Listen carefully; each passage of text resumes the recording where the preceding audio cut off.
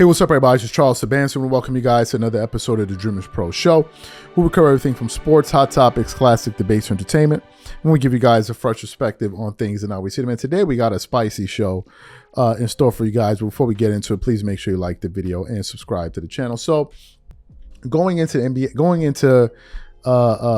opening night, the biggest story by far was LeBron James getting an opportunity to play with Bronny James. And that's really been the discussion all throughout the offseason, if you're an NBA fan. That's been really the number one talking, apart from the Olympics, which was something that we also discussed throughout the summer. But we spent a lot of time talking about Bronny James getting to the NBA.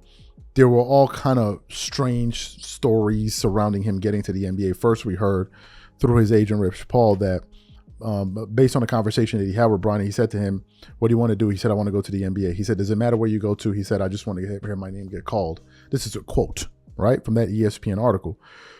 And then all of a sudden, leading up to draft night, you start hearing that Bronny was only going to work out with two teams, the Phoenix Suns and then the Lakers. We're like, okay.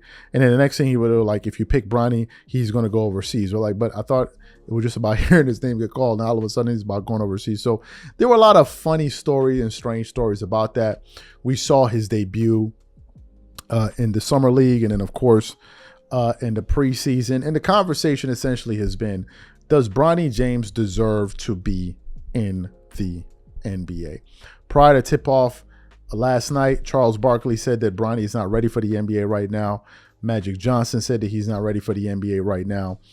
So leading into that game, there was a conversation that took place on Fox Sports Radio on The Odd Couple, which used to feature Rob Parker and Chris Broussard, but now it features his replacement. And he seems to be a LeBron James guy. He supports LeBron, and he seems to be somebody, based on from what we're seeing from the outside, somebody that kind of gets on Rob Parker's nerves. So essentially they were talking about, is this a gimmick, right? Is this a gimmick, and is Bronny James essentially being used as a prop? And as they're going back and forth, you can slowly start to see Rob Parker getting irritated with his new co-host. And at one point, he just like, when they just went all out and they just started going back and forth with each other and had a pretty entertaining back and forth that we want to play for you guys. Before we even get into what these guys had to say, today's video is brought to you by our sponsor, Prize Picks. Prize Picks is America's #1 daily fantasy sports app with over 5 million active members. Prize Picks makes it easy to get real money action on sports and players you love. Pick more or less on 2 or more players in any sport to win up to 100 times your entry fee. For example, here's a possible winning player projection lineup: Tyreek Hill for more than 90 receiving yards and Dak Prescott for more than 263 passing yards, Josh Allen for less than 240 passing yards, and CeeDee Lamb for more than 96 receiving yards. And if you're like me and you want to play safe, you will love the new features Prize Picks invented: Flex Plays. Flex Pays are the safest way to play Prize Picks. You can still make a profit or win some money back even if a couple of your picks don't hit. On top of this, Prize Picks puts their members first, so all withdrawals are fast, safe, and secure. When my picks hit, I can get my money in as quick as 15 minutes.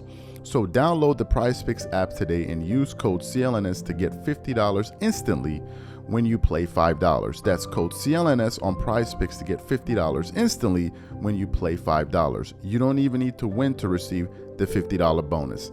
It's guaranteed. And remember, whenever you support this sponsor, you're supporting this channel. Thank you.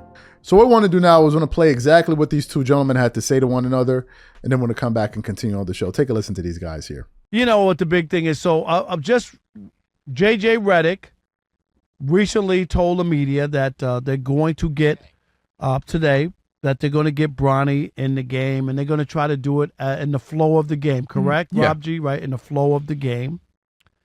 And you just wonder, I get it, like this whole build up, and it's national television, and instead of just letting it happen because there's that moment or that situation where you could put in a rookie who, it just feels weird that just because you make a team and you're a rookie doesn't mean you play game one or you get, playing time. That's why the whole thing doesn't feel right, because it's not organic. And even, the Griffeys are going to be there, Ken Griffey Sr. and Ken Griffey Jr. The difference in the dynamic of that is that Jr. was the star and dad was the veteran, solid player, left-handed, right, left-handed bat off the bench. That was a real job for somebody to have. And you could say, yeah, we need a left-handed bat off the bench. Why not it be senior, right? He could still hit and go, and DH or whatever it is.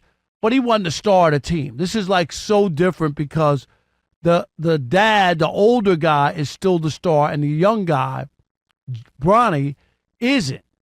So it doesn't feel organic, and that's why it's going to feel a lot of people won't embrace this because it doesn't feel organic.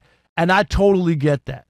We heard about the possibility of this happening maybe 4 or 5 years ago, and it was a far-fetched idea. Maybe in a perfect world it could happen if the stars align. Well, dang it, Rob Parker, the stars aligned. And this isn't just the only way to make this happen is it has to be a little contrived, it has to be a little not organic in the sense that it has to be planned out, because it will be different if Bronny just happened to make the NBA. LeBron specifically said, and so has Bronny, I want to play with my father. I want to play with my son. And in order to make that happen, you got to vocalize it. You got to talk to the team. The team has to figure out a way to make it happen.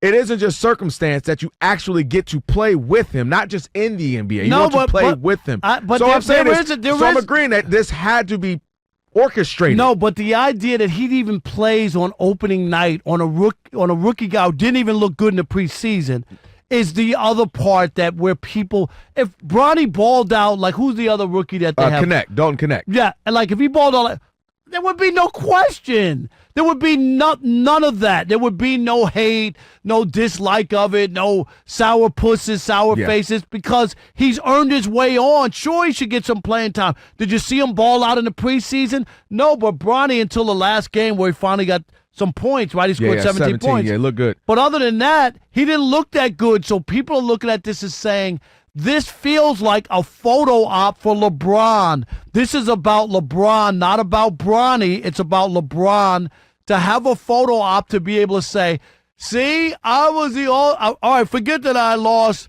the most NBA finals of any other former MVP. What does that have to do with it, though? Well, because forget about that.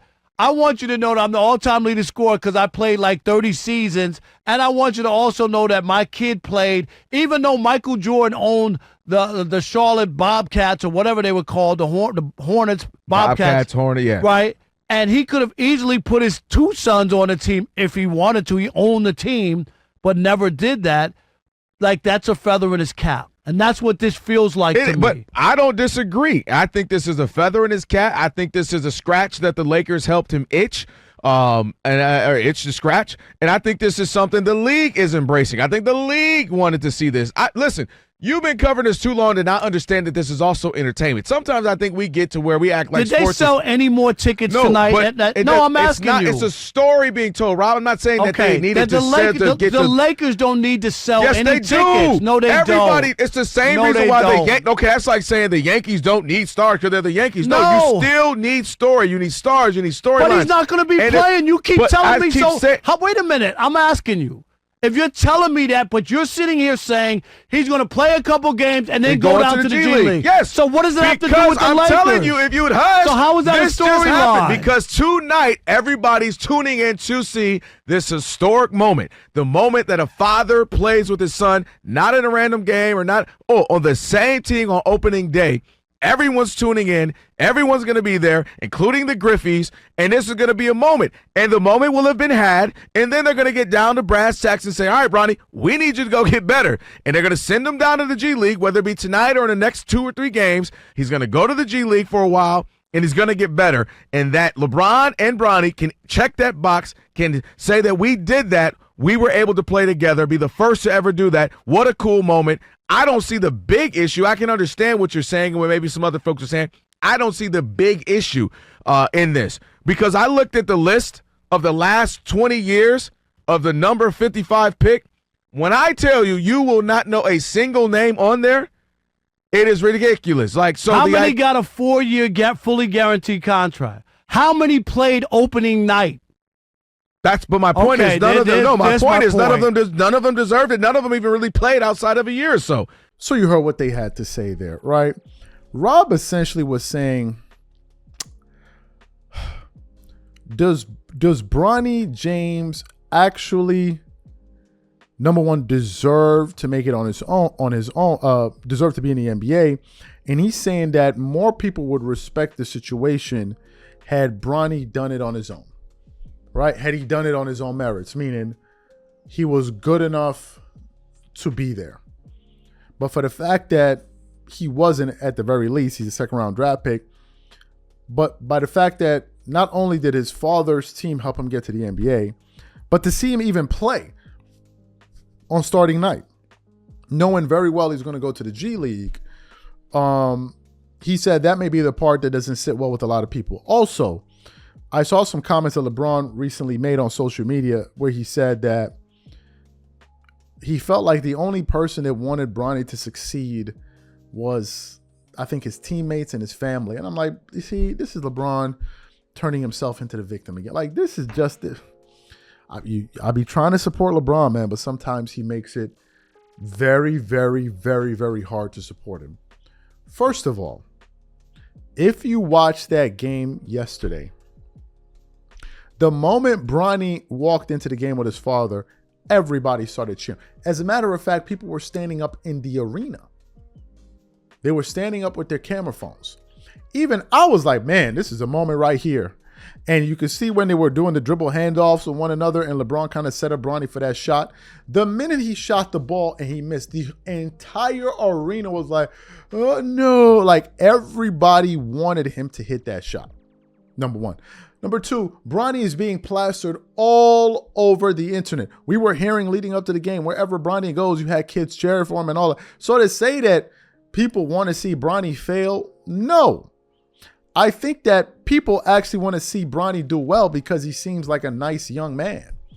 I think what people are upset with is the situation. And for LeBron to not see that, you got to be really tone deaf. You can't possibly think that everybody loves this, number one. Number two, you can't possibly think that everything you're going to do, everybody's going to love it. Like, that's just not living in reality. Right? It's not realistic. You're going to do things that people love, and those very same things could be the same reason a lot of people dislike you. Right? And a lot of times LeBron brings this on himself, man. Like, this is all self-inflicted. But nevertheless, they had their moment. They had their moment. They did it together. They made history. Ken Griffey Jr. was there with his father. It was a great moment for them. And now we move on to the reality of it. And I think it's going to be a long NBA season listening to Rob Parker and Chris Broussard's replacement going back and forth with each other, hollering and screaming about one another. And one person said, hey, man, why don't you say the guy's name? You think if they watch this show, they ever going to say my name? Man, please. Like, please. Anybody saying DREAMERSPRO? The only people I've heard say DREAMERSPRO name in media, like known personalities, Gilbert Arenas, O'Shea Duke Jackson, but that's not sports. I think, oh my God, the Asian guy that goes on Jason Whitlock's show, and maybe somebody else I can't think of. I might be saying our names. And please, catch y'all on the next show. I'm out. Peace.